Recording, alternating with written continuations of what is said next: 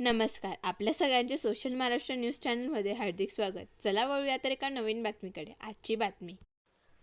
नुकत्याच अहिल्यादेवी येथे संपन्न झालेल्या महाराष्ट्र केसरी कुस्ती स्पर्धेत धुळे येथील मल्ल चिरंजीव पुरुषोत्तम उर्फ टिला राजेंद्र विस्पुते या मल्लाने 61 किलो वजन गटात द्वितीय स्थान पटकावत सिल्वर मेडल प्राप्त केले.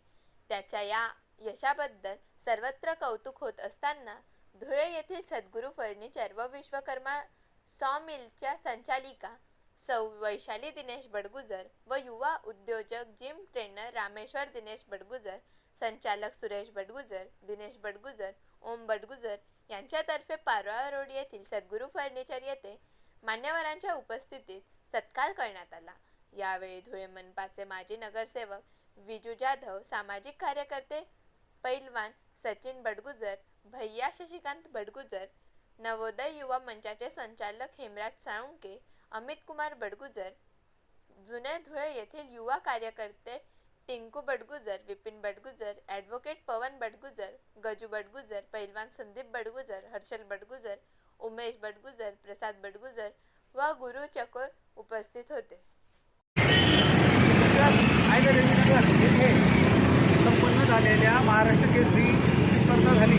तिथं 61 किलो वजन गटामध्ये आपल्या धुळे महानगरीतला मल्लवीर चिरंजीव पुरुषोत्तम उर्फ टिल्या राजेंद्र विस्पुते या समाज बांधवाने सेकंड प्राईज म्हणजे सिल्वर मेडल प्राप्त केलेला आहे आणि तो उपविजेता ठरलेला आहे. त्याबद्दल धुळे शहराचे सर्व मल्लांकडनं जे पैलवान विजेते आहेत आजी माजी त्यांच्याकडनं त्याचे अभिनंदन.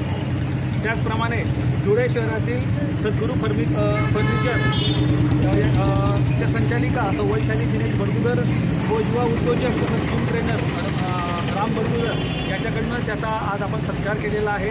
या सत्कार प्रसंगी धुळे येथील नगरसेवक विजूभाऊ जाधव तसेच पैलवान सचिन भाऊ बडगुजर, भैयाभाऊ बडगुजर, टिंकू भाऊ बडगुजर, हर्षवर्धन बडगुजर, ॲडव्होकेट पवन भाऊ बडगुजर, पैलवान गजभाऊ बडगुजर, संदीप भाऊ बडगुजर, हर्षल बडगुजर, उमेश बडगुजर, गुरुप्रसाद चकोर भाऊ आणि प्रसाद बडगुजर आणि यासह अनेक समाज बांधव उपस्थित होते.